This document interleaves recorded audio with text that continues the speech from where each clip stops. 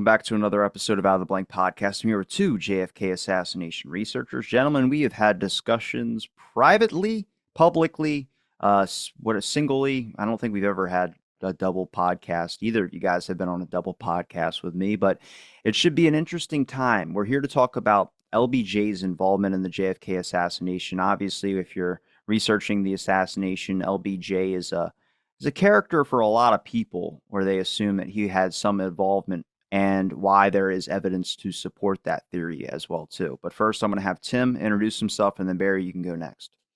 Hey, Tim Brennan here. I've been interested in LBJ since I first saw a picture of him taking the oath of office on Air Force One shortly after he helped conspire to kill Mr. Kennedy. I was an Irish Catholic Democrat from Ohio. My mother's mother was a politician. My father's father was a politician, both Democrats.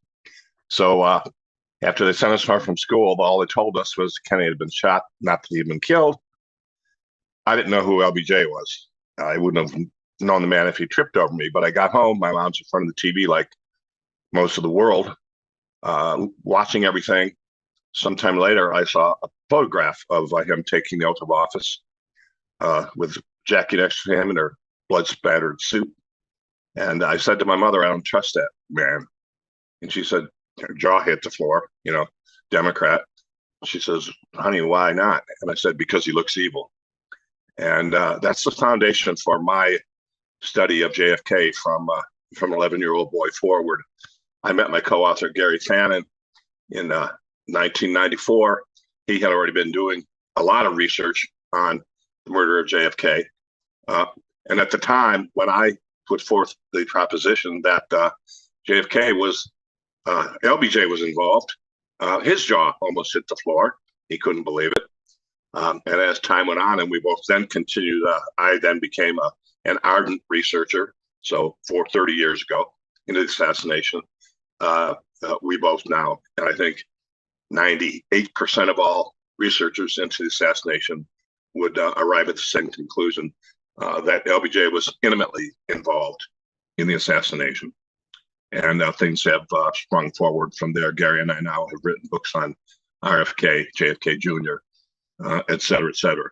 But even LBJ's own lawyer, Bar McClellan, who's a good friend, wrote a book called Blood, Money, and Power, how LBJ helped kill JFK. And he is on record on film as saying that there is no doubt in his mind that LBJ killed JFK. He did it to avoid prison. He did it to become president. And there is no doubt in his mind that LBJ helped kill JFK.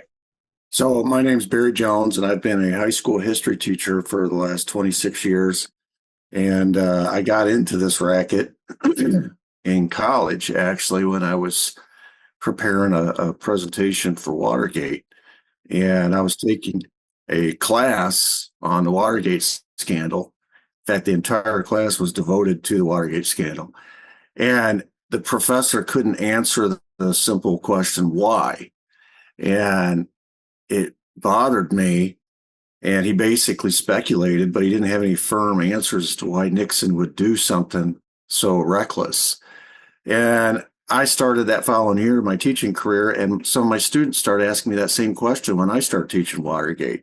And I realized real quick I was going to have to get to the bottom of that question myself if I was going to teach this for the next 30 years.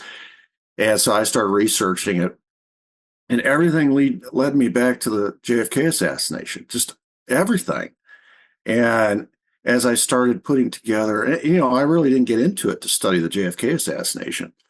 But I could not unlock the door to understand Watergate until I started examining the JFK assassination. And then I started looking at the conspirators within the JFK assassination, because pretty quickly I realized it wasn't a lone gunman. And I came up with the regular list that everybody comes up with, the mob, the CIA, and the Cubans, and Secret Service. But it never occurred to me for about 5 or 6 years that LBJ could be involved. I still had that operating principle in my mind that presidents were above stuff like that. And but there was no way to tie up all the loose ends as neatly as the government did without somebody like a president to make it all happen and to make it all go away. And the only person who had all those intersecting points and all those key relationships, the only person was LBJ. And so I started looking at that angle. It was kind of interesting, in '91, I think it was when the Garrison movie came out, he was adamantly, and I've heard him in interviews, against the idea that LBJ had any involvement in it. And so that for a while tripped me up. But long story short, the more I got into it, the more I realized the JFK conspiracy could not have occurred without LBJ. He's the key figure before and after. And of course, he had his personal motivations, as Tim mentioned. And, he was always seeking power and money and trying to stay out of prison. And he was involved in lots of scandals and things of that nature.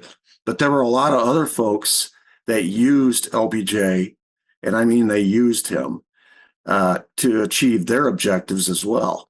And so it was a mutually beneficial arrangement for LBJ and the other conspirators. But you take LBJ out of the equation, it's a house of cards that falls apart. So that's landed me here. And I have, in my research, come up with 5 conspirators I think worked together. They all had their own separate functions, their own separate agendas and payoffs and things of that nature. But LBJ, as indicated by, Tim mentioned Bar McClellan. And, Bar McClellan had an inside view of this because he was in that law firm. And everything, LBJ's entire criminal enterprise dating back to when he was in the House and the Senate was run out of that law firm. So he would have a very good perspective on LBJ's involvement. But even E. Howard Hunt on his deathbed, up to and including the fact that he said LBJ was the mastermind. I don't know if I would go that far, but he was definitely important. So that's 26 years of research, and that's where it's landed me. And I guess that's why we're on this podcast together. Through doing clips for YouTube and about witnesses or just statements related to the JFK assassination, I've come across a lot more people that think LBJ was behind it, at least in the personal administration of JFK. Evelyn Lincoln is a good example. One of the secretaries, she stated in a letter and in her book that she believed LBJ, Hoover, the mafia, and others, Cubans, were involved. You don't have to believe that all those were involved, but what the reasoning for the LBJ thing was that Kennedy was going to drop LBJ from the ticket because the Bobby Baker scandal. And obviously, a lot of people point to the Bobby Baker scandal as a little bit of evidence for LBJ wanting to get rid of Kennedy, because all the newspapers were reporting on LBJ. Apparently, there was going to be some big thing that was going to happen, whether he was going to have to face charges on something for his connections. And then next, Kennedy's killed, LBJ becomes president, and the media just drops it all. So obviously, you start looking at that and examining it. And I mean, I would like to get your guys' take on the whole Bobby Baker scandal and that kind of evidence for already a little bit of, like, I wouldn't say nefarious reasons or anything like that, but at least evidence to support why there would be a little bit of motive. Well, I do think the main motive was to become president. Clearly, he knew he was on his way out. Time, or I think Life magazine, one of them had already issued a first issue talking about the whole Bobby Baker thing.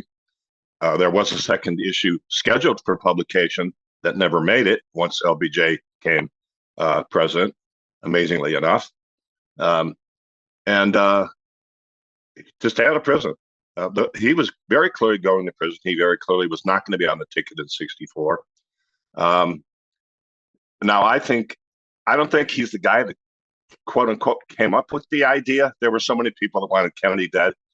Kennedy was not coming out of Dallas alive. It was not going to, it was impossible for him to come out of Dealey Plaza alive. I'm going to be in Dealey Plaza Thursday, by the way, and it's always a sobering place to be. But there were so many people that wanted Kennedy dead for a lot of reasons. In Johnson's case, his own preservation, and many other of the interest groups' cases to further their own causes and possibly stay out of jail as well. So the Bobby Baker thing was part of it. The Billy Celestes thing was part of it. Uh, as Barry said, Johnson had a criminal background going back to Box 13 at least. There was probably more before we know of it. And the interesting person who nobody really ever talks about, well, they may talk about it. I don't hear a lot of chatter about it, was Conley, who was Johnson's campaign manager back at the Box 13 scandal. They were thick as thieves. And the Ed Clark law firm not only ran Dallas, they ran Texas. They were all in bed with the oil men. They were all in bed with Brown, and who became Halliburton. There were so many interest groups that wanted Kennedy dead. LBJ had to become involved at some point. And at the point that, the Kennedys, from day one, when the JFK took office, began to conspire and gather information and evidence to get LBJ the hell out of there. They didn't want him in there. And he knew it.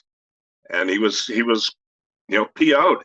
This is a proud, self-made Texas millionaire, radio stations, TV stations, you name it, all over the place. And Kennedy would not have won the election without the South. That's the only reason LBJ was even on the ticket in 60.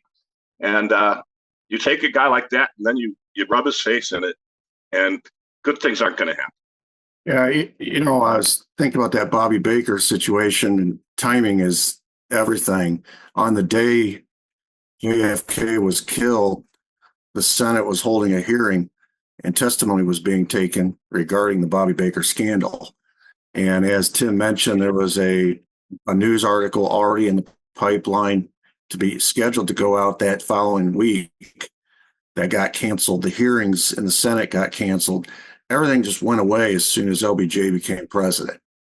And the Bobby Baker scandal threatened not just LBJ, but other people in the Democrat Party in the hierarchy, because he was the fixer of the Senate while LBJ was running the Senate. And so, there were a lot of folks that had their hand in the till when it came to Bobby Baker and all the different scams that they were running. So that was a sort of a hot potato nobody wanted to get to the bottom of in the Democrat Party, for sure. But it all went away. The Billy Celestes thing is interesting because it didn't go away. Billy Celestes continued to find himself in hot water years later. And in a series of deals that he made with federal prosecutors, he actually gave statements that made it into court documents, naming names.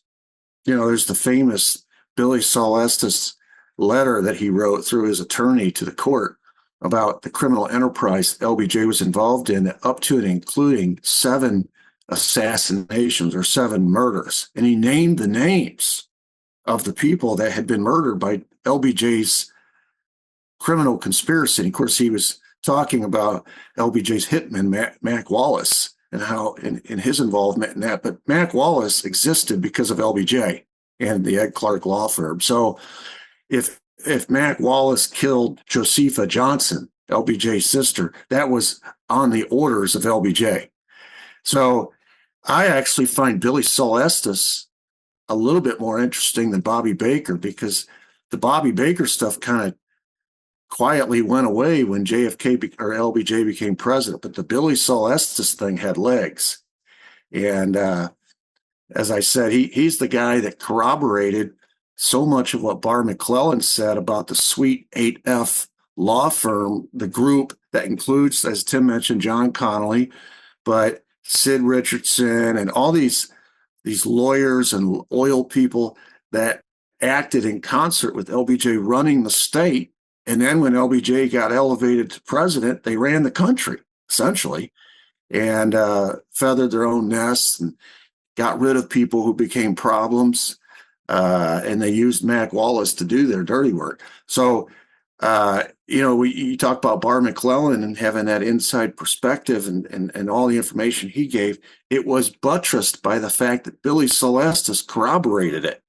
So it's not one person's word, it's 2 people's word about the role LBJ played in all this criminal enterprise. And like Tim mentioned, obviously LBJ had designs on the presidency. I mean, from the very get-go, he told I forget her name. She was the wife. They owned Time Life magazine. What was her name? Anyway, he made yes, Claire Booth Luce. He told her, she no one could believe he accepted the position of vice president because everybody assumed that's where politicians go to die.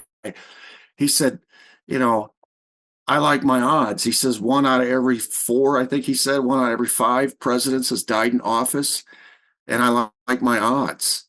And he also said power is where power goes when other people would question. He was all about becoming president. But Bobby Kennedy was all about him not being on the ticket that second time. And of course, the Kennedys had their own motives in that. They were trying to set it up for Bobby to run in 68. And so they were going to, JFK had already told Evelyn Lincoln on his way out of town before he went to Dallas, LBJ will not be on the ticket 64. So LBJ knew that. So you got that. Then you got the Bobby Baker scandal. You got the Billy Solesta stuff that's percolating. Bobby Kennedy's not going to, he had already told the press, you can go ahead and look into LBJ's background. For a long time, they protected LBJ. But when it became apparent he wasn't going to be on the ticket anymore in 64, Bobby Kennedy started leaking stuff to the news, and he told the news, go after him. Go after him, and I'll give you everything you need. And so the operation was in motion. Of course, LBJ knew that. And timing was of the essence. And then you got the oil people back in Texas. They're mad at JFK because he's trying to cut their profits to oil depletion allowance and the Kennedy Act and all the repatriation of profits from foreign bank accounts. And he was costing them a lot of money. And of course, their guy was positioned as the number two guy. If they could get rid of the number one guy, then their guy, the one they've bought and paid for his entire career, is now in charge. And they can pull his strings like Geppetto and Pinocchio. So many angles. And then you get to after the assassination, who controls the state of Texas and all the authorities that are investigating? Who's going to appoint the Warren Commission? Who's best friends with J. Edgar Hoover? I mean, who can make sure that the autopsy is rigged at Bethesda?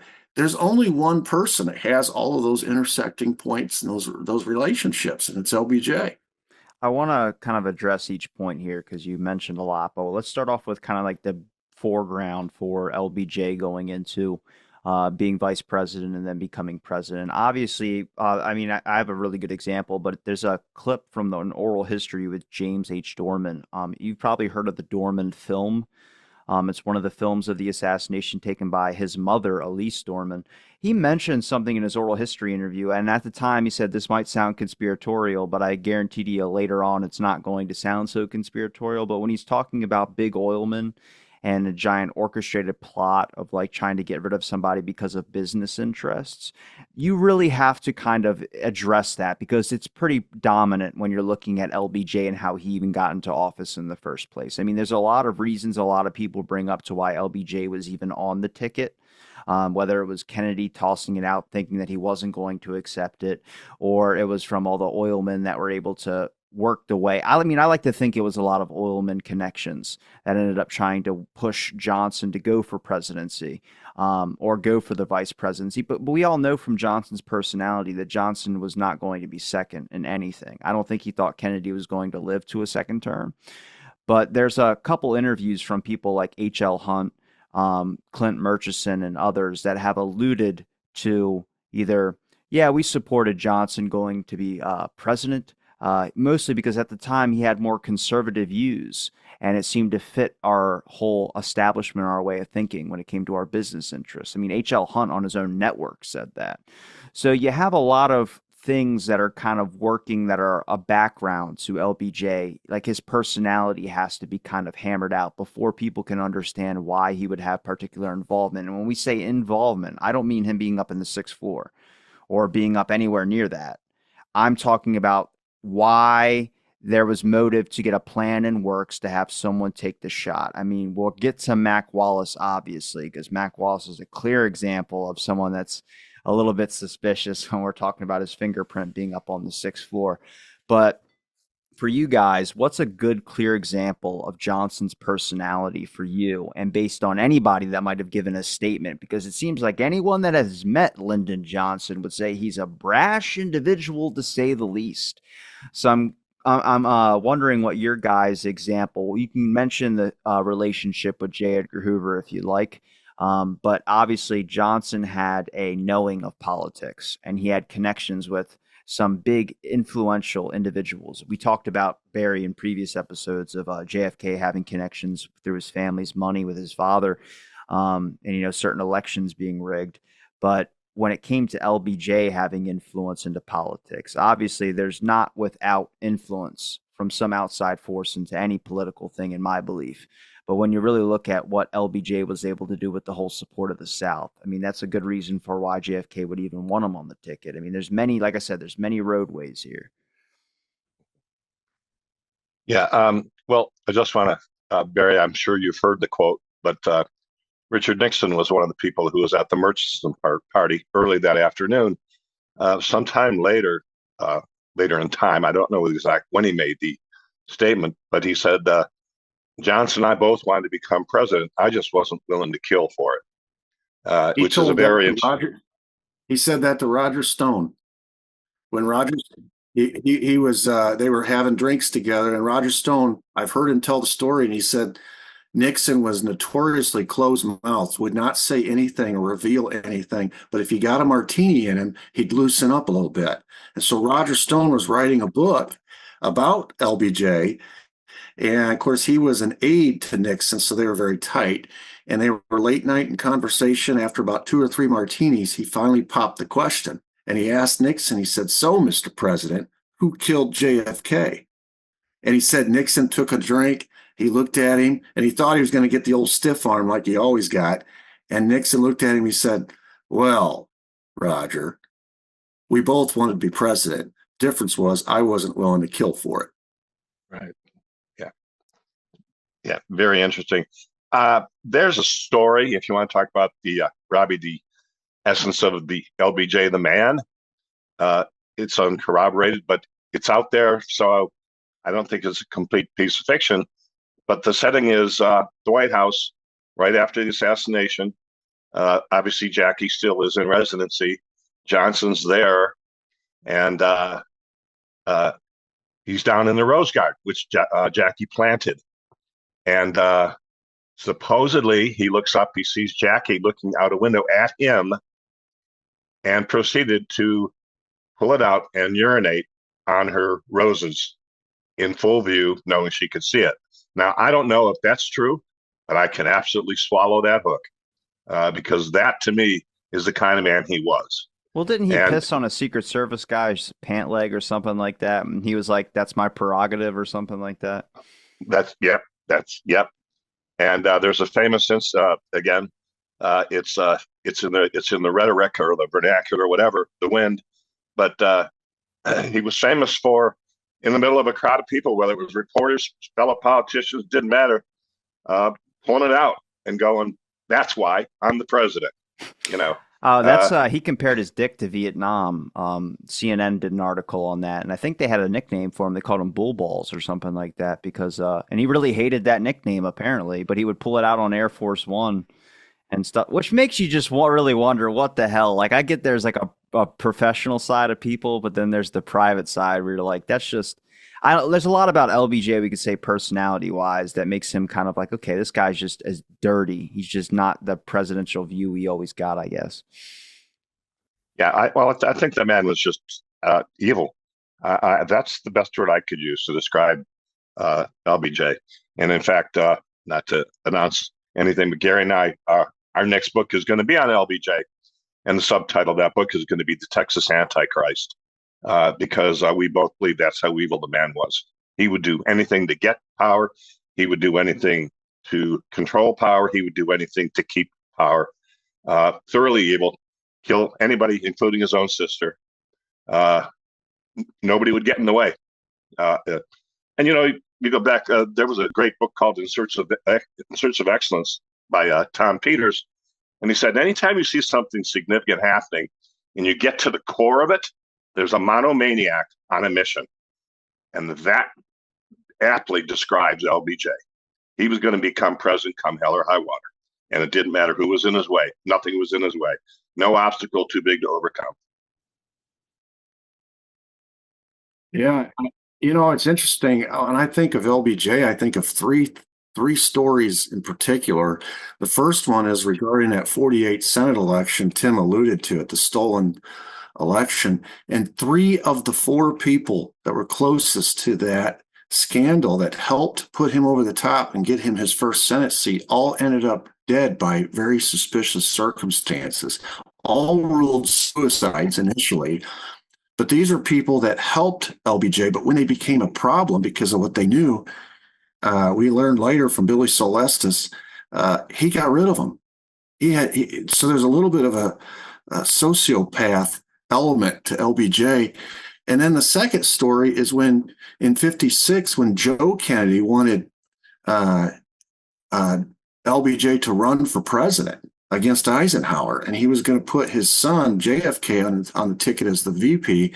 He actually sent his son Bobby down to LBJ's ranch to see if he would, if he would be interested. And of course, LBJ was all interested in being president, and he knew whoever ran in 56 was going to be a sacrificial lamb. So he said, "No, I'm not going to run." He turned down Daddy Joe. People just didn't do that. And that really antagonized the Kennedy family, so much so that in 60, they sent Bobby down to LBJ's ranch again to find out, are you intending to run this time? Because they were trying to clear the path for John. And he lied to him. And he insulted Bobby. They went out to do a little hunting, and he gave him a rifle that had a real powerful kick to it. And when Bobby fired the rifle, it flung him backwards to the ground. LBJ just stood, LBJ was a big man. So he's about 6'4", just standing over Bobby, who's laying on the ground, humiliated. And he laughed at him. He says, "Son, you've got to learn how to handle a gun like a man." And he walked away shaking his head, laughing at him. And Bobby felt very insulted by that. And then during the 60 campaign, LBJ was the one who brought up Daddy Joe's appeasement of Hitler, going back to World War II or pre-World War II. He also inserted JFK's poor health into the campaign, which the Kennedy campaign was trying very hard to keep out, and it really infuriated Bobby especially. But here's the story that tells the story, I think, completes the picture of LBJ. It's how he became vice president. There's the public story, which is that JFK needed Southern votes.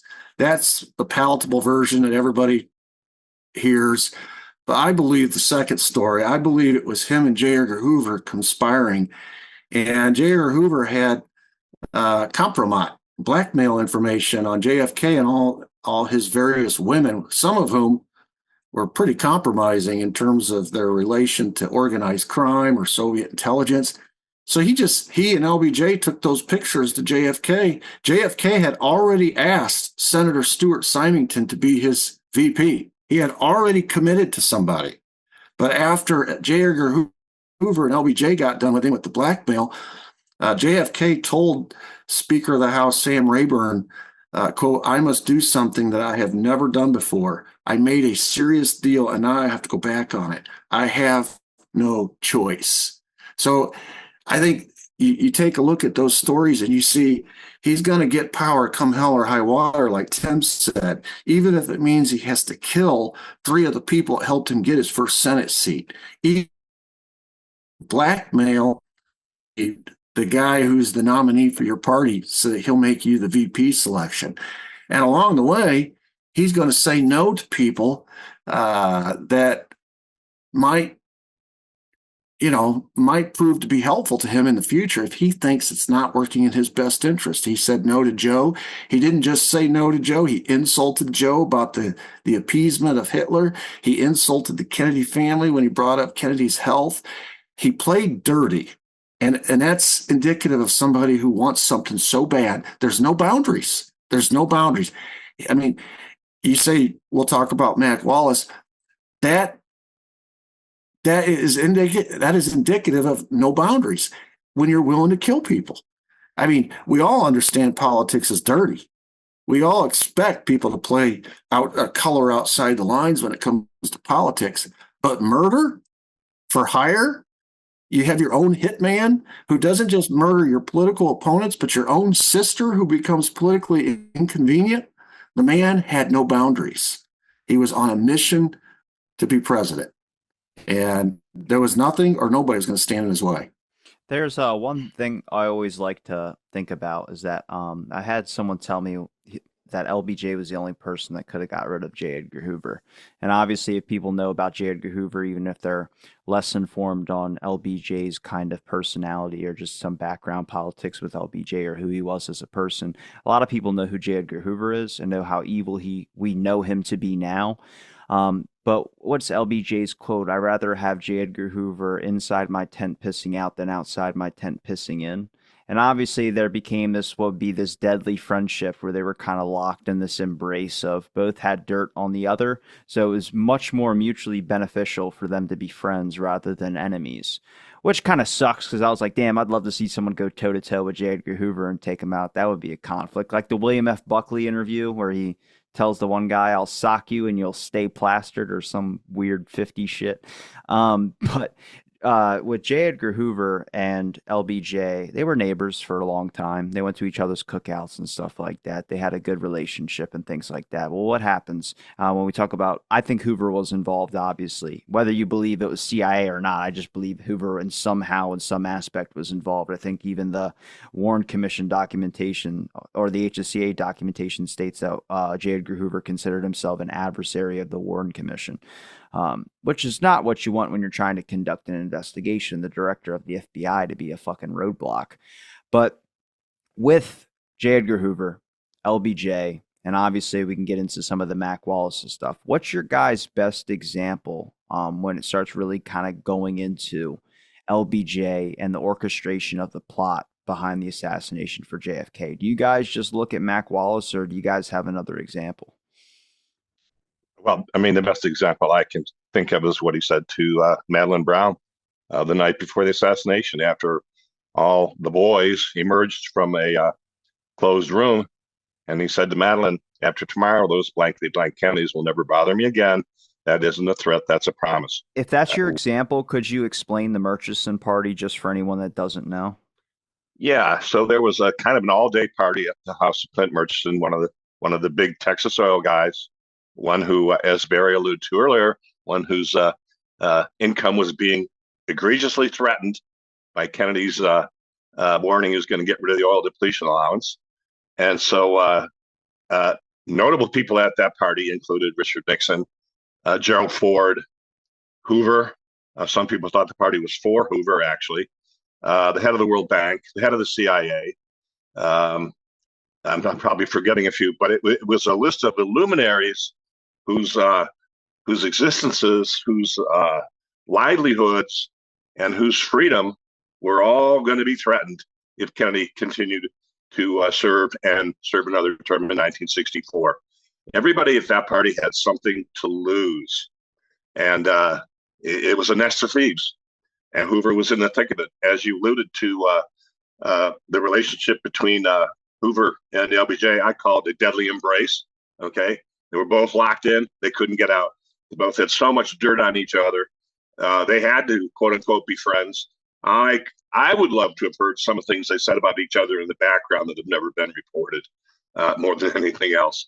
But I think Johnson's own admittance to Madeline Brown of what was going to happen the next day is one of the most telling things. And she's on record, and you're saying that on film. There's a video. She had nothing to lose by saying that. I think it was actually pretty brave of her to say that. The other interesting thing is the quote by Marina Oswald at some point after the assassination, when she said, "If the American public ever finds out what really went on in the backdrop of that whole event, the American itself would be at grievous risk of surviving." So she had her own information, especially about who Lee Harvey Oswald really was. And LBJ was a sociopath, as Barry said, clear sociopath. had no feelings about anything, no regard for anyone, and would do anything, whatever it took, to get power and stay in power. You mentioned Madeline Brown. I think with the Murchison Party, I've always said that I would like another person to step forward besides just Madeline Brown so I can have a confirmation of witnesses. And obviously, when you're talking about a lot of people go by documentation. You should go by documentation, but it's much like with witnesses in the assassination. They should have never been neglected, or witness testimony should have never been neglected when you're trying to use evidence of conspiracy against a government that's supposed to be investigating something where you're investigating yourself, basically. The forensics, all that stuff can be manipulated. So then you kind of have to rely on witnesses and what they saw. You have to put more weight into that. So it tosses out the debunking or misuse of witness identification or just testimony. But when it comes to Madeline Brown, Barry, you've given me a couple other names that were also there to verify that Murchison Party, if you wanted to explain some of that. Yeah, because there's been a pushback by the lone gunman folks who said, well, the Murchison Party never happened. That Murchison didn't even own that estate at that given time, blah, blah, blah.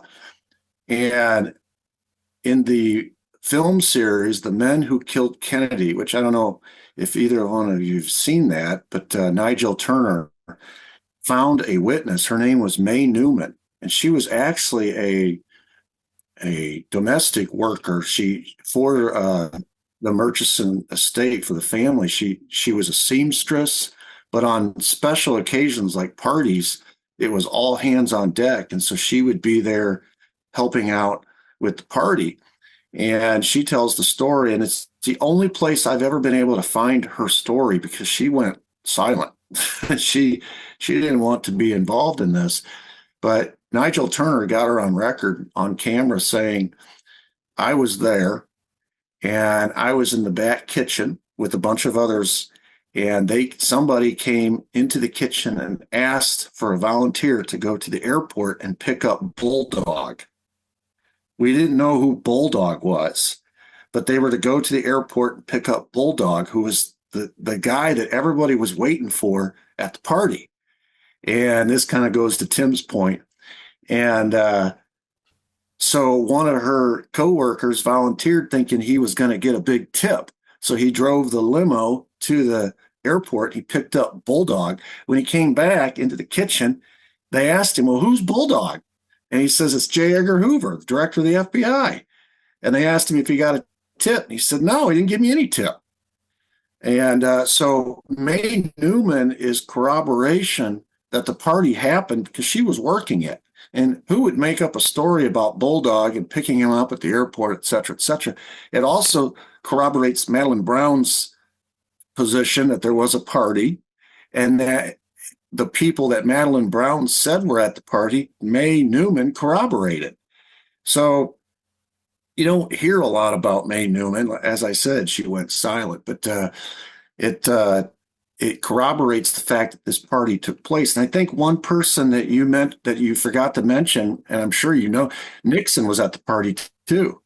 Richard Nixon. Yeah, Nixon was at the party too. And so, you're talking about the oil people, you're talking about Hoover, you're talking about obviously LBJ. I didn't realize Gerald Ford had been there. I didn't realize that. But that tracks. That tracks. Yeah. So you look at all these people that are there, and then the quote that he not made to Madeline Brown that night, he made it in her ear twice, and then the next morning she called him back thinking he was just drunk or he was just, off his rocker last night. She called him back the next morning, and he repeated it to her again the next morning, the exact same threat. So he said it to her 3 times. And of course, it's easy to dismiss, and this you see this a lot in the JFK assassination. They dismiss certain witnesses. If you watch the movie by Oliver Stone, Garrison is trying to get testimony from people that are prostitutes, and they have less than stellar reputations. And one of his and they're constantly getting undercut by people who say they have no credibility. And in one of the dialogues, one of his DA or assistant DAs asks them. I've always wondered why it is that prostitutes don't have good eyesight. And here you have Mae Newman, who is she's just a domestic, right? You can tell when you listen to her interview, she struggles to talk.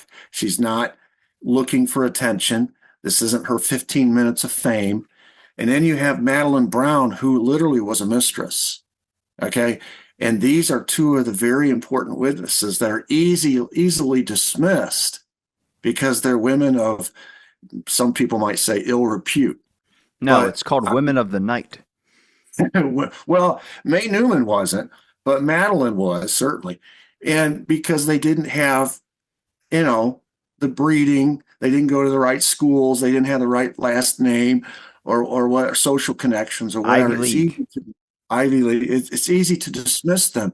But again, I think their testimony is really key in this to show that this meeting took place at this party, and it's all the people that, as you look back retroactively and you start studying, putting these pieces together, it's all the people that had a hand in this conspiracy. It was somebody representing FBI who's going to be investigating. It's LBJ who's going to be putting the Warren Commission together, and then it's the oil people who are financing. Everyone's connected. And they're all at that one spot. What are the odds they would all be in the same place at the same time the night before the event? What are the odds? That's why the lone gunman people want to make this party go away. Yeah, Barry, I just want to comment. There was one other person who is on record who was at that party, some kind of a worker bee. It could have been somebody parking cars or a chauffeur or somebody who made a statement. Of who there was a party and who was there. I cannot think of the name of it. But another interesting guest at that party was the head of the World Bank, and his job was threatened because Kennedy was going to take the U.S. currency off of the gold standard to silver certificates. He'd be out of a job too. And it goes back to my statement. If just take a look at who was there and who they were, and everything Kennedy was going to do going forward threatened their very existences, their livelihoods. They all wanted him dead. Every single one of them wanted him dead. Tim, I was talking to a fellow once, and he was an investigator he was a detective for a police force, and I was just picking his brain. Well, where do you start when you're looking at solving a crime? He said, I look at who benefited the most. I always look at the beneficiaries, and that really got me thinking. And that's the direction that I took when I started putting together all my conspirators in my book. I always went to how they benefited. That's where I started. And then I worked backwards. And all these people that you mentioned that were at that party, they had something to lose, but they also had something to gain if there was if there was an event such as an assassination that would replace the threat to their power, the threat to their money, the threat to something. If you replace that with somebody who's going to he's a rubber stamp, going to give you whatever you want, you have powerful motive. And then you put all those powerful motives together in a room together the night before the assassination. It looks like a board meeting taking place. It really does. It really does. Can I ask you guys about Mac Wallace and obviously the murders? That's LBJ's hitman gets brought up more than the Clint Murchison party does, at least from what I've been able to tell.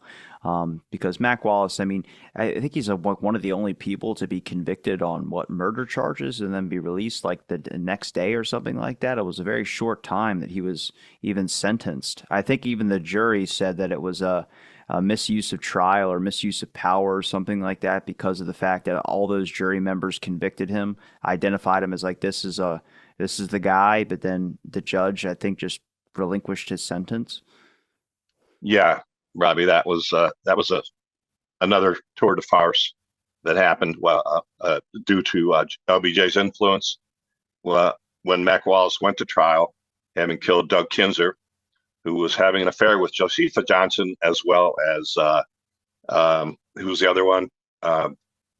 Who's Josepha Johnson and Mac Wallace's wife, I think. Anyway, Mac Wallace strolls into a golf course, kills this guy in plain view, middle of the day, walks cavalierly out. They take his license plate down. The Texas Rangers catch up with him about 12 miles away, and he goes, "You can't arrest me. I work for Senator Johnson." Right? Oh, thank you very much. He goes to court. LBJ instills one of his buddies as the judge. He takes up residence in a hotel across the street for the whole duration of the trial. Jury comes back. 11 people want the death penalty. 1 votes for life in prison without parole. The judge takes that under advisement and throws it out, sentences Billy Mack to something like 5 years in prison, and then vacates the sentence. He walked out of jail that day after committing a capital murder in the state of Texas. And that's the only case that somebody has been convicted of murder and never spent another day in jail, all due to the influence of LBJ. You've mentioned Josepha Johnson being murdered by Mac Wallace. Could you maybe explain a little bit about that? That was what, Christmas Eve or something like that? Yeah, there was a party. First of all, Mac Wallace and Josepha Johnson at some point had dated. Now, whether that was Mac using her to gain information on her that could be used against her, or whether they were, truly romantically involved is speculation. But there was a party, Christmas Eve, I'm not sure where it took place. LBJ was there, Mac Wallace was there. And at some point, and the whole reason Josepha went away was because she was a drug addict and a loudmouth drunk. And she was a liability that LBJ could not afford, have her blabbermouthing around, spilling all his dirty secrets. So he had to get rid of her, had to, and didn't care. Again, you got a sociopath, no feelings for anybody, including your own blood relative, your closest blood relative, your sister. So anyway, Josepha leaves the party, goes back to her home. I think it was in Fredericksburg, which is a great little city in Texas, by the way, and is found the next day dead in her car of asphyxiation, which was Malcolm Wallace's favorite method of killing someone.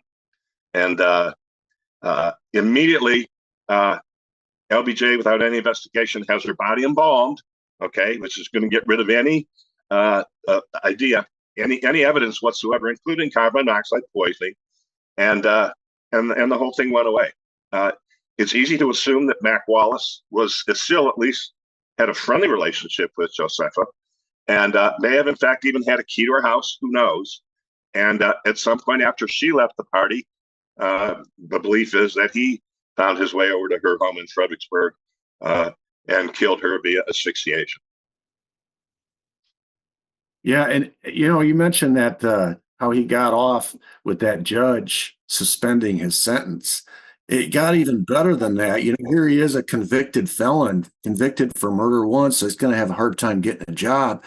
So LBJ intercedes on his behalf because he now owns him basically, and he has Dry Holes Bird, one of his oil buddies, hire him, and he has for this job.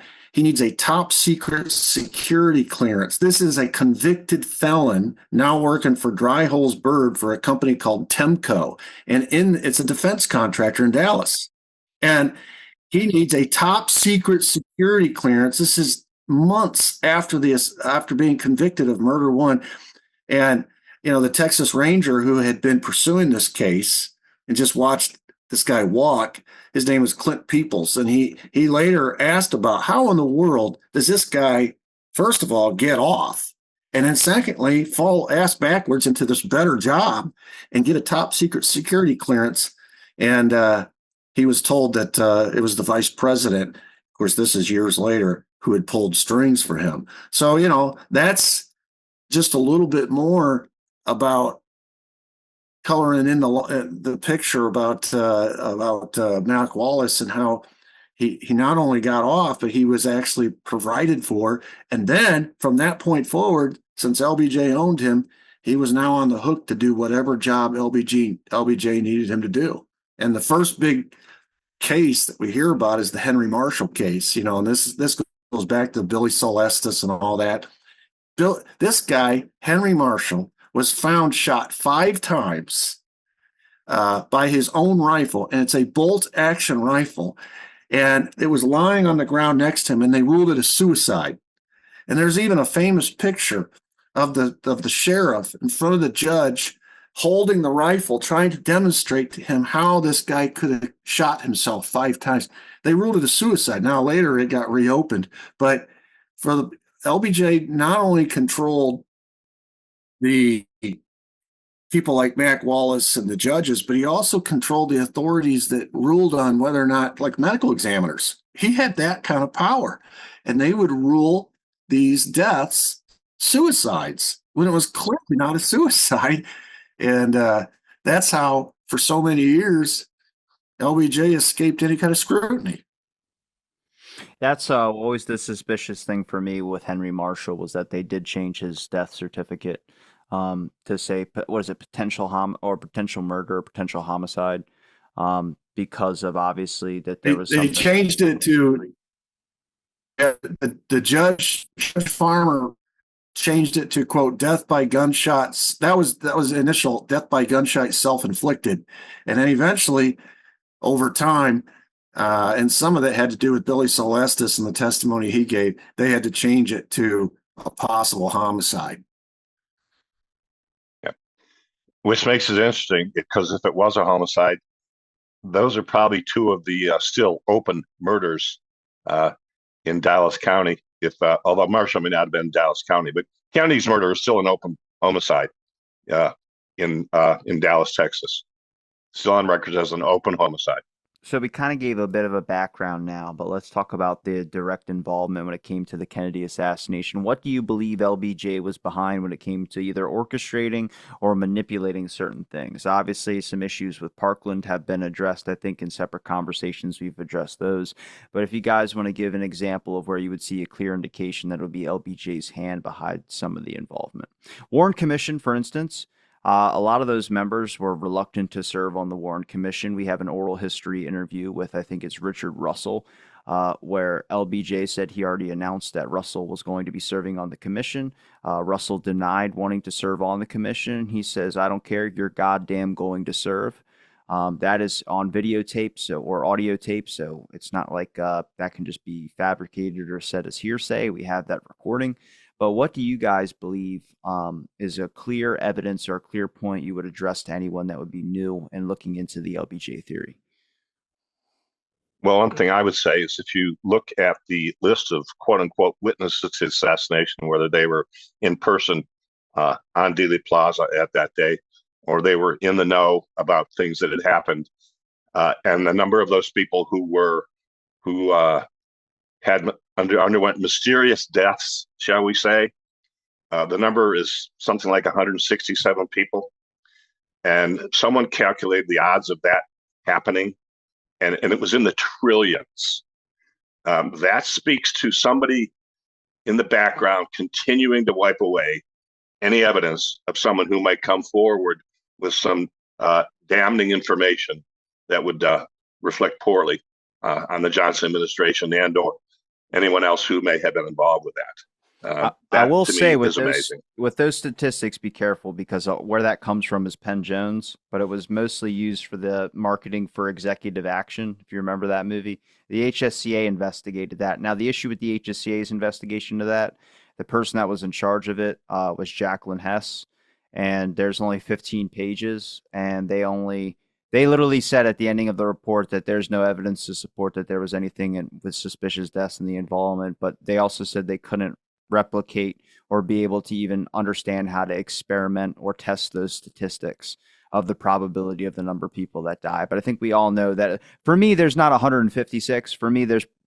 maybe 5 or 6. Bill Hunter's a good example, getting shot by some cops playing cops and robbers. And that guy wasn't even against the conspiracy. He wasn't doing anything that he believed it was Oswald, but he was writing stuff. He was in Jack Ruby's apartment. There was essential information probably in Jack Ruby's apartment. Jim Cothey's another example of a throat chop in the assassination. There's stuff like that that is very, very suspicious that was never investigated into. Dorothy Kilgallen, everybody knows.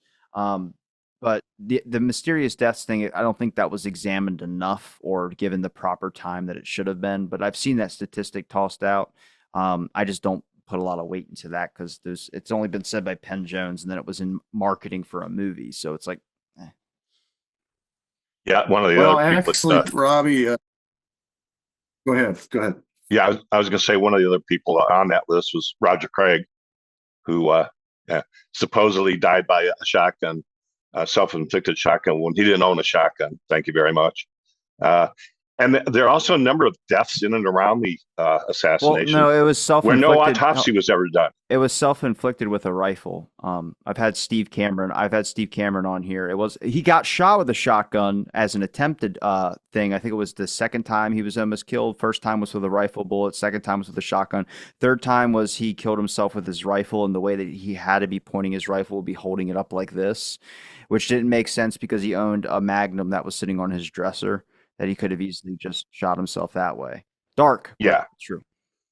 yeah, it's pretty hard to shoot oneself with a rifle. It can be done, but he didn't own one. Again, he owned Is a that gun. a challenge, Tim? Is that a challenge? I Not. just, All right, Barry. I What were just, you saying? You mentioned something.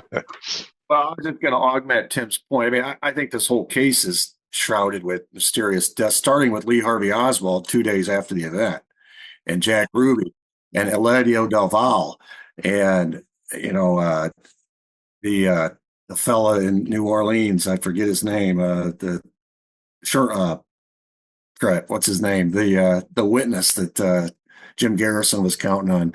I mean, Jim Garrison himself had three of his primary witnesses die mysterious Well, deaths. you had David David Ferry, Ferry and all you that. had Domingo So, Benavidez, you had Frank Zapati, you had a bunch of people that had. I mean, I like I said, I've done plenty of witness clips, and even what's it, Hank Killiam, who threw himself through a 13-inch plate glass window to commit suicide. Then he even had Edward Grant Lansdale, who was a friend of JFK, knew him through the college years, knew he was sick and had some problems, even helped him go from some of his meetings and stuff like that, carried him down the hallway and stuff like that. But he was how about also the two Secret Service guys? yeah, well, he was. How Well, about the Secret Service? Edward Grant Dale was part of the Bobby Baker scandal as well, too, which is a reason why some people believe that it was because of the Bobby Baker scandal that he was also killed. He fell out of a 13-story building, so it was ruled as a suicide. Which there's better ways to do it, to be honest with you. I'm not endorsing it, but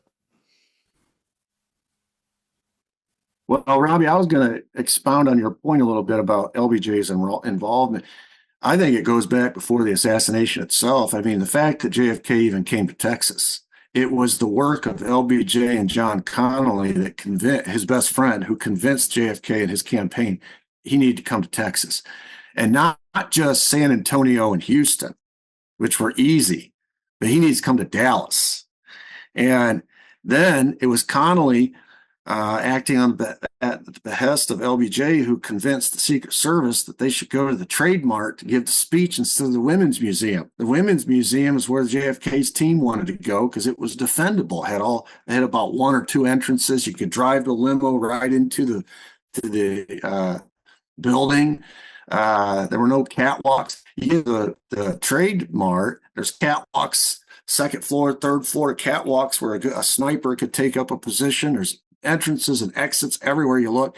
If they didn't get him at Dealey, they were going to get him at the Trade Mart.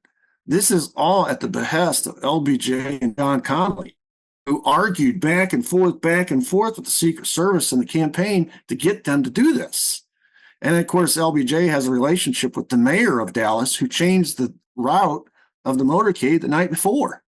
None of this happens in a vacuum.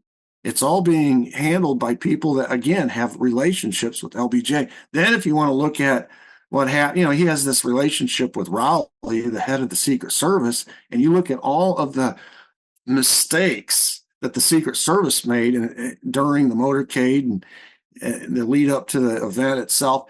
It makes you wonder if those were actually mistakes, and if Rowley wasn't given the word by his buddy LBJ that this is going down. So that's all before the assassination happened. And then you get after the assassination. Of course, it's LBJ who announces to the White House Situation Room that it's a lone gunman. They have him under arrest. There's the phone call he makes to the emergency room after Oswald had been ordering the Secret Service to get a, quote, deathbed confession from Oswald.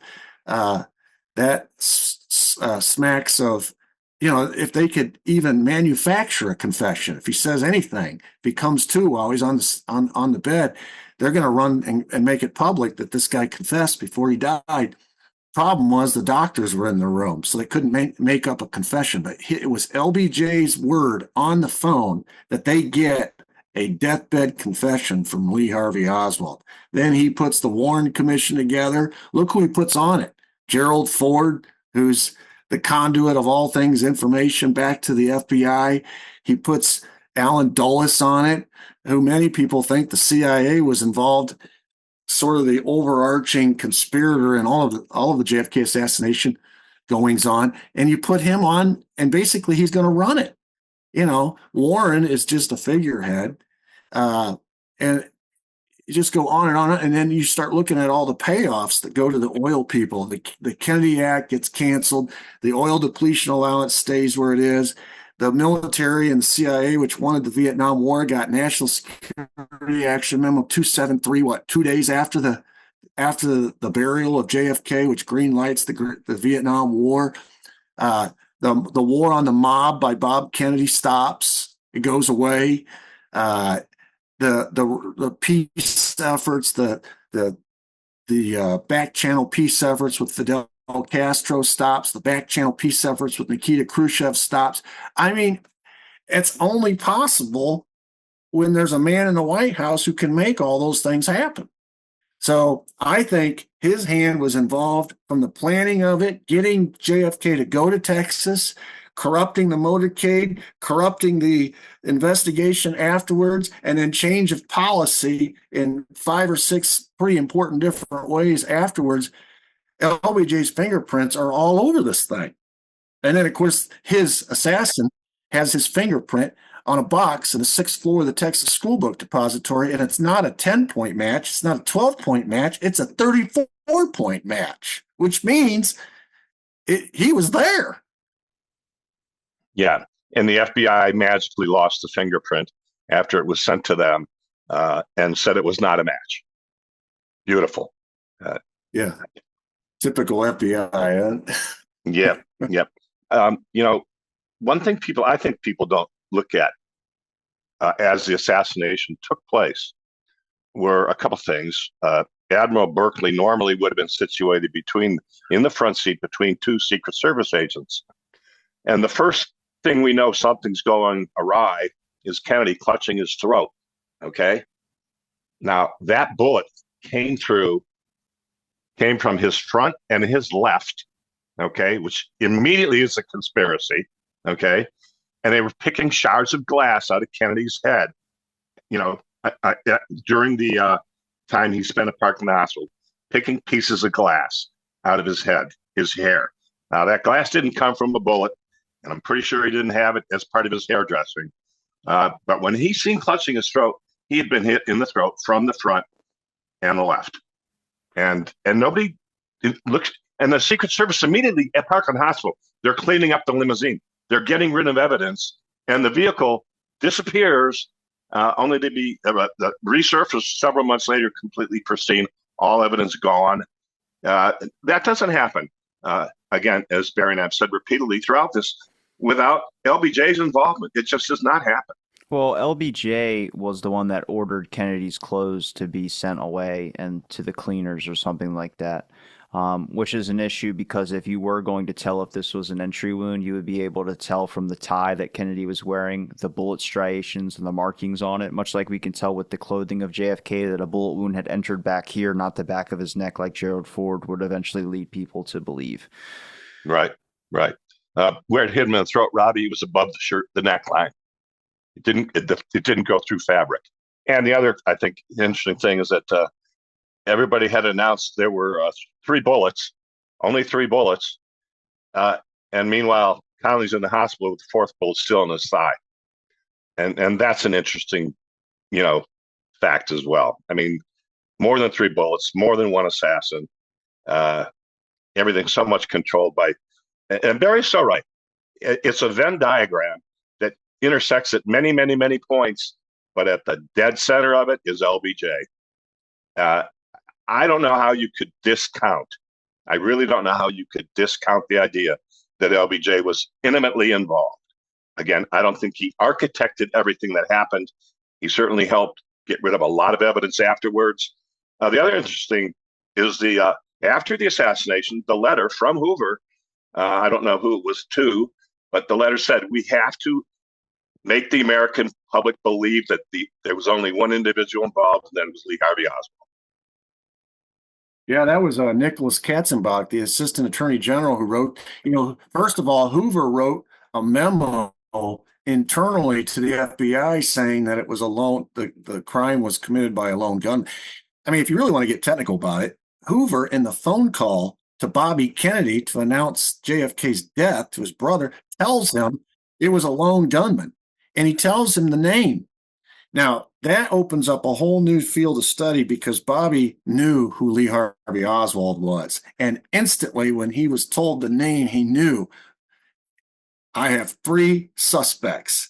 You look at who Bobby looked at first, those three suspects are three of the conspirators, and Bobby knew it instantly. Now, he couldn't pursue it because he was pretty much, he'd lost all his power once his brother was killed.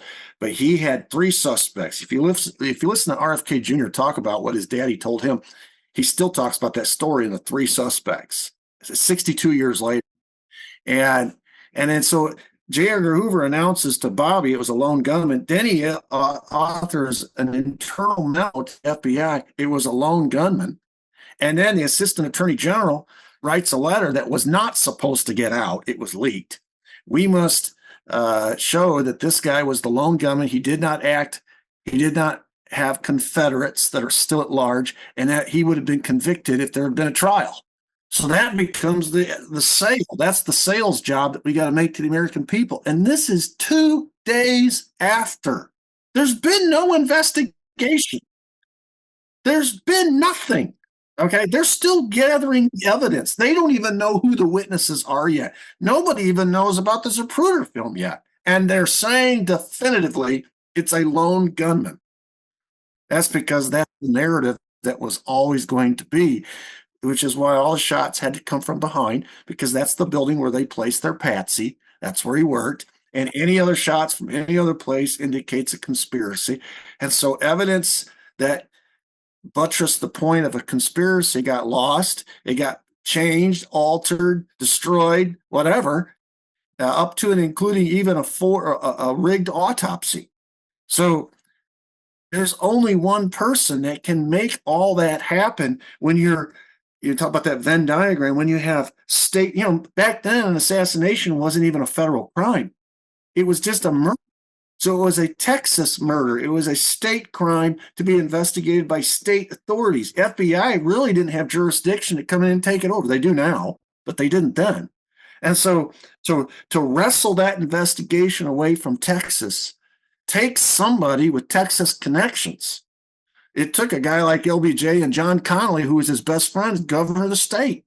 And they hand-delivered all the evidence, the entire investigation, to federal authorities, to J. Edgar Hoover, who is best friends with LBJ.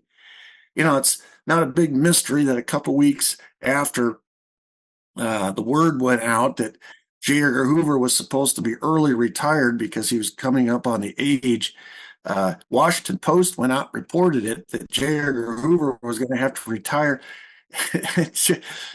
LBJ waited till Ben Bradley had that published in the Washington Post, and he called a news conference and announced that J. Edgar Hoover was now director of the FBI for life.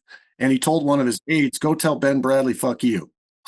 So, I mean, the payoff was immediate for J. Edgar Hoover, and the payoff was immediate for LBJ. He's now president, and J. Edgar Hoover is now FBI director for life, which was his ultimate objective. Kennedy was going to retire him. Kennedy was going to retire. So there's another guy with something to lose who was in the room that night at the Murchison party, and there's the payoff. The FBI director for. Yeah, Barry, in your point, you mentioned Allen Dulles as instilled as the head of the Warren Commission. Kennedy had fired him as the director of the CIA. He hated Kennedy with a freaking passion. I mean, do you think there was going to be any other result other than Oswald was the lone gun of that commission? It was incredible. I have to applaud these guys. It was the best piece of fiction ever written. Absolutely. Absolute fiction. And complete if anyone came up with a story that went against the official story, quote unquote, official fable would be putting it better, their testimony disappeared, or they were never called. The only testimony ever admitted, including the Warren Commission, was testimony that would support their story. The conclusion to their study was there before they ever sat down for the first time. Normally an investigation starts with the evidence, you follow the trail, and it leads you to a conclusion. They started with the conclusion and worked backwards. And it was Alan Dulles and CIA who came up with the term conspiracy theorist to discredit anybody who might come up with a story like Mark Lane, possibly, who might come up with a story later that discredits the Warren report. So the very people who came up with the Warren report, which is observably false, came up with a pejorative term to label people who are trying to get to the truth, but it just so happens to contradict their truth. So they call them conspiracy theorists, and we've been battling that pejorative term ever since. Same people. The document you're mentioning it's 1035 960 or 1095 360, but it's about labeling conspiracy theorists and having the media do a kind of targeted approach, much like they did with Garrison. But I wanted to ask you guys about, obviously, after the assassination, people started voicing their doubt, either privately or publicly. Members of the Warren Commission did. Every member of the Warren Commission, even John McCoy, privately expressed doubt to somebody. Some of them did it publicly, like Hale Boggs and others, but LBJ always thought it was the Cubans. I was wondering what your guys' take on that would be, considering if we talk about his involvement, why would he mention to people that he thought the Cubans were involved? Deflection, just deflection. I don't think Cubans had a damn thing to do with it at all. I don't think any of them were involved whatsoever. I also, I'm a little leery of stating emphatically that the mafia was involved. I'm not sure they were. Did they have reason to be? Absolutely. Could they have been? Certainly. It's known that if somebody wanted something done domestically, they would use the mafia for that, right? A murder, whatever, make somebody disappear. But it was simply deflection. I don't think the Cubans were involved at all. I was mentioning to Barry off air before you joined, Tim, but there's a clip I did about Richard Paul Paverick. I think you probably know who that guy is. He was one of the first assassination attempts on Kennedy. He was a guy who was going to blow himself up with dynamite. He was stalking Kennedy. I think the article came out like 3 or 4 years ago, but in that Secret Service documentation, there's about 600 pages. If you look up the official story that Time Magazine reported on and others reported on, and everyone seems to be the official narrative, because I guess people don't feel like reading the documentation because it is a bit fucking boring. It mentions that he was going to blow himself up and they were tracking him because he had picked up dynamite. He had made allegations through postcards, because then all the postcards could have been tracked by the postman that would give to the Secret Service that he was technically following Kennedy's speech route. One thing that he mentioned when he was defending himself was that when he said he picked up dynamite, he mentioned that he wasn't going to stalk Kennedy. He was in that area because he was meeting with Jimmy Hoffa. So I will say that there's a little bit more to that story than necessarily what the articles have been written about on. But when you start looking at that documentation, I mean, all the charges were dropped after Kennedy was killed. He was released. He was deemed mentally insane, but then there's a bunch of stuff that happened where everything, eventually all government charges of trying to assassinate a potential or a president was just dropped, which to me was always interesting. But I just thought, sorry, you mentioned the mob thing. I think there's a lot more that was revealed about either Oswald's connections with Carlos Marcello and others that we necessarily don't tend to look at, because if we don't believe the mob theory, we don't dive down that. But I think all these independent theories about LBJ, mafia, all this, they all have weight to them. It's not like they're without. So saying that, what the main thing here is to highlight is that there's way more evidence to support that the lone gunman theory was wrong, and that there's a lot of interesting connections. I think every investigation, I mean, I even get comments on my channel sometimes of like when I do a YouTube clip about something from Warren Commission testimony, not even like the actual witnesses they interview, but just the documents they decided to chuck in that son of a gun. And someone comments, "What the hell does this have to do with the JFK assassination?" I was like, "You fucking tell me." The Warren Commission put it in their documentation. That's what we've been trying to highlight, is that it's literally just a bunch of fluff. There's stuff that doesn't make sense in there. But one thing that does highlight is that the FBI was investigating conspiracy years after Oswald had been killed. They were chasing down allegations and leads. It's like, well, if you were so sure that it was Oswald, why the hell are you spending the resources doing that? To make it go away. To make it go away. That's why they chased it for years. Because if they found something that was palpable or believable or true, they didn't want that stuff coming out. So they were, I believe, under direct orders of Hoover, as they continued their investigation for years, that if they came across anything like that, make it disappear, make it go away. And to a point on that Barry made earlier, the vice president of the United States, who was now president of the United States, had no legal right to remove Kennedy's body from Dallas County or Parkland Hospital. No right whatsoever. But he's now the president. He can do anything he wants. And he's in Dallas, the heartbed of the whole Ed Clark Texas Oilman scandal, or power base, if you will. And Barry, I'd like your viewpoint on this, because this incenses me daily when I think about it. I try not to. You're a teacher. You've been doing it for a long time. It galls me that 61 years later, in American schools, including colleges, they're still teaching that Lee Harvey Oswald was the lone assassin, and it drives me absolutely crazy. I'd like your thoughts on that. I just want to say he said that in previous podcasts, but I'm feel free. Oh, he did? Okay. Yeah. Okay. Oh, I did? Okay. Well, it's for 26 years I've been teaching U.S. history or some variation thereof, and I was telling Robbie, you'll get in every textbook I've ever taught from or used as a resource, you'll get one paragraph on the JFK assassination. And it's exactly what you just said. It's on November 22nd, 1963, Lee Harvey Oswald shot the president from behind. And it's just a matter of fact, and it moves on. And I think a couple things. It's not even misinformation anymore. It's disinformation. Okay, because misinformation, you have to assume that the person doesn't know any better. Disinformation, they clearly know better. And in my state, and I can't speak for other states, but in my state where I was a teacher for 26 years, we had to teach standards. There were 91, 92 some odd standards from the Civil War on. And these are all the most important things that have happened historically in the United States since Reconstruction.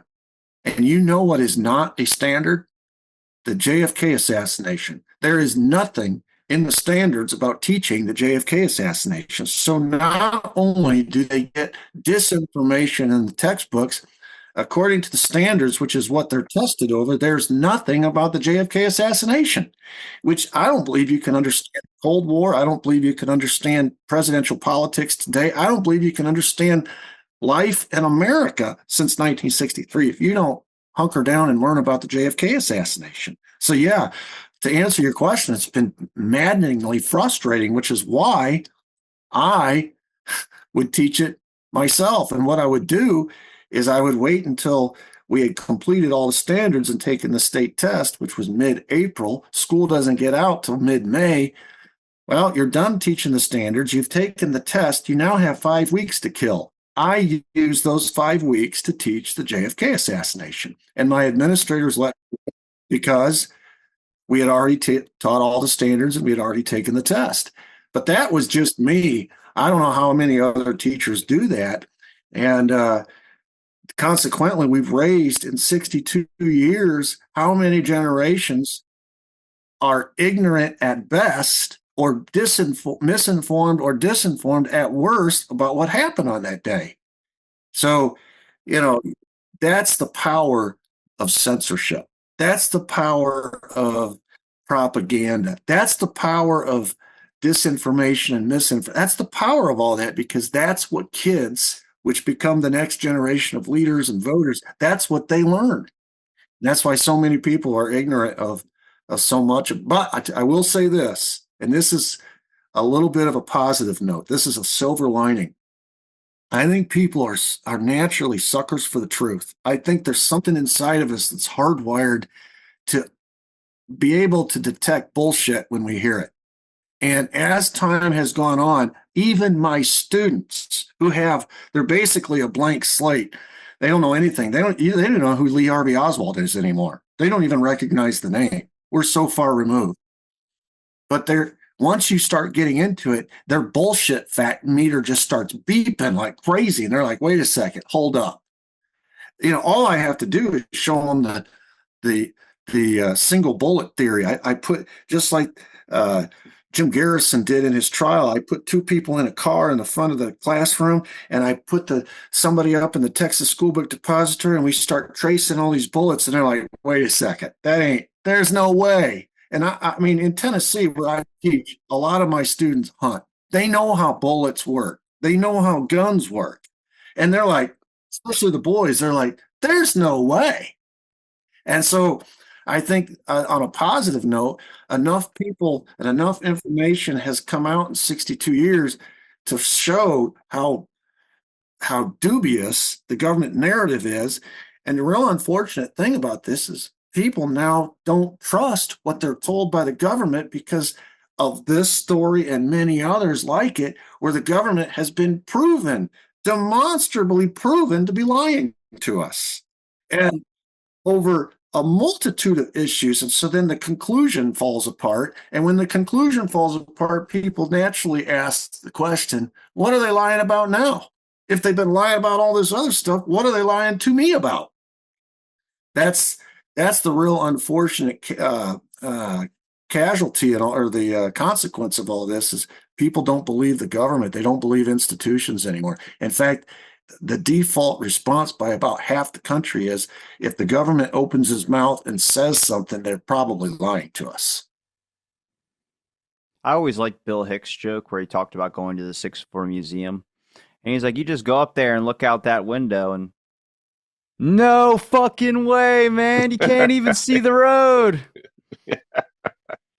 Yeah, we have a clip of the Bill Hicks clip on our website, and also the one where Richard Jeni admits to the assassination rather than go have a rectal exam. He says, "Hey, get near me! I confess. I killed Kennedy."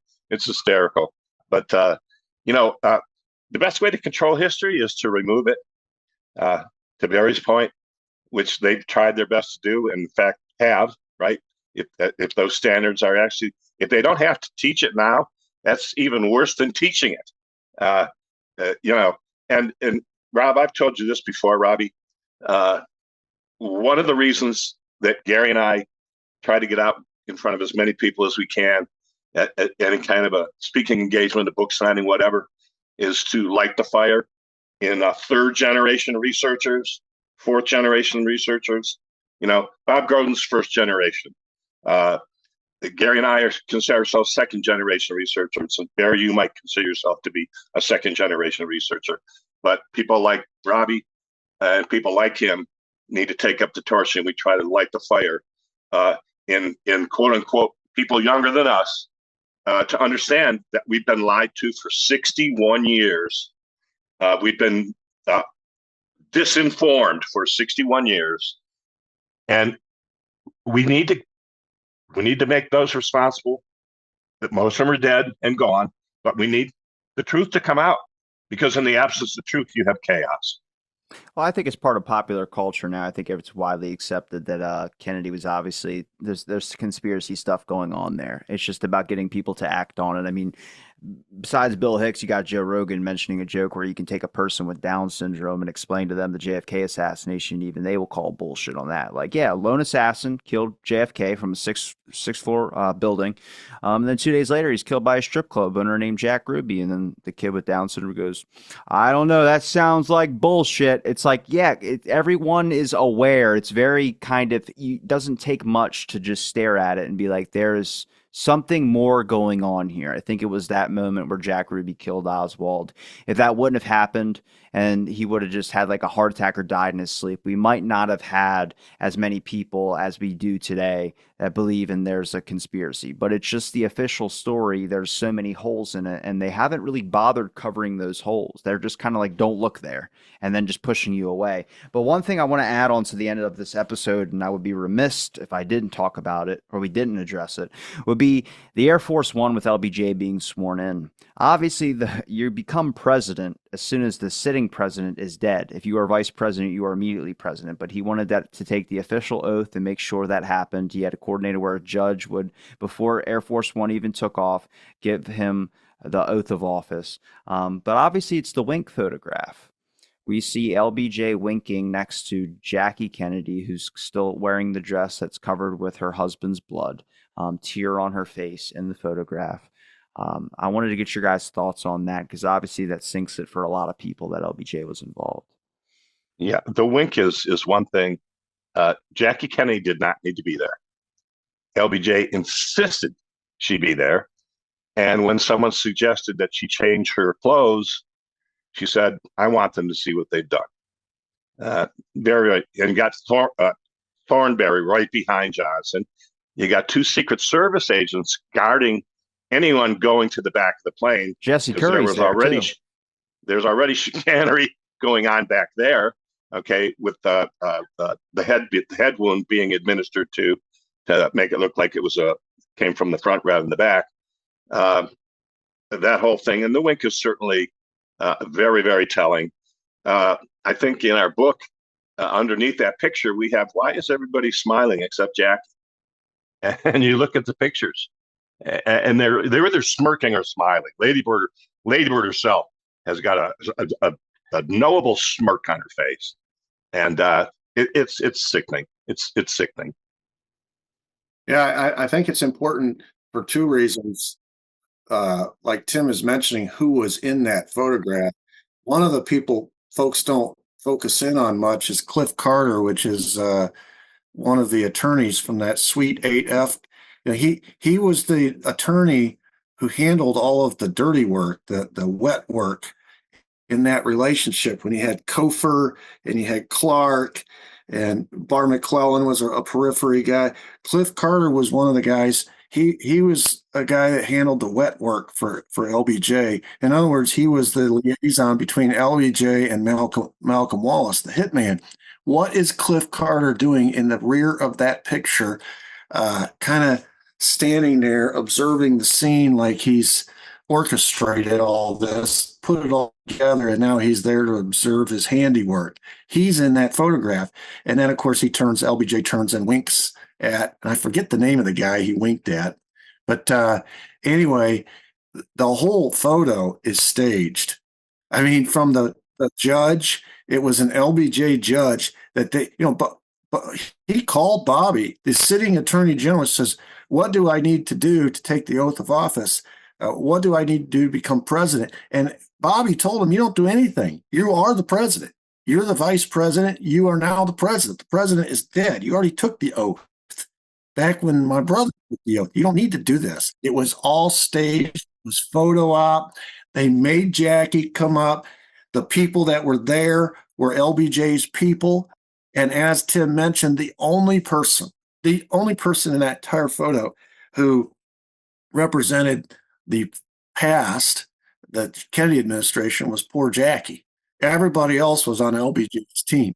And so that's that. But it gave him an air of legitimacy that they could send this photo out all around the world. In every history book, that's the picture you see. Every history book has that picture. LBJ knew this is for posterity. This is for my legacy. This is for my legitimacy. This is the nail in the coffin so that people understand there's been a transfer of power. I'm in charge now. And here's his wife to prove it. There's been a changing of the guard. It was all optics. Yeah, and quite honestly, it was the ultimate FU to the Kennedys. That's all it really was. You know, look what I've done. Ha. You know, try me. And so there you go. Gentlemen, I appreciate the time you gave me to talk on this episode today and talk about the LBJ involvement or theory that gets brought up in the assassination when you're researching. the assassination. Like I said, I'm highlighting multiple other things as well too that's involvement in the case, trying to give a good summary for anybody that would be new to the assassination, just so they can have a basis of certain things and certain allegations instead of having to pick through individual things. One thing that was mentioned, Barry, you mentioned the men who killed Kennedy. How the hell have you seen that and not Star Wars? What is wrong with you? Hey, I don't like sci-fi movies, Bobby. I don't watch any sci-fi movie at all. Star Wars, Star Trek, any of that Indiana stuff does not Jones even is not interest me. sci-fi, and you haven't seen that. That's true. Which That's true. I should have watched that. Indiana Jones, I've you haven't never seen seen that. any. Nuts. All right. Well, You can't gentlemen, believe I've not seen. yeah, I'm gonna let you guys promote your links real quick. Tim, if you want to start, and Barry will end with you. Yeah. Our books are available on Amazon.com and Kindle, and our website, which is www.thejfkassassination.com. Barry? Yeah, my website is www.sphistory.com. I now offer homeschool materials, curriculum, and also online teaching. And so if you're interested in that, go to www.sphistory.com. Gentlemen, thank you again for giving me the time, and thank you everybody for listening to this episode of Out of the Blank podcast. Stay tuned for our next episode.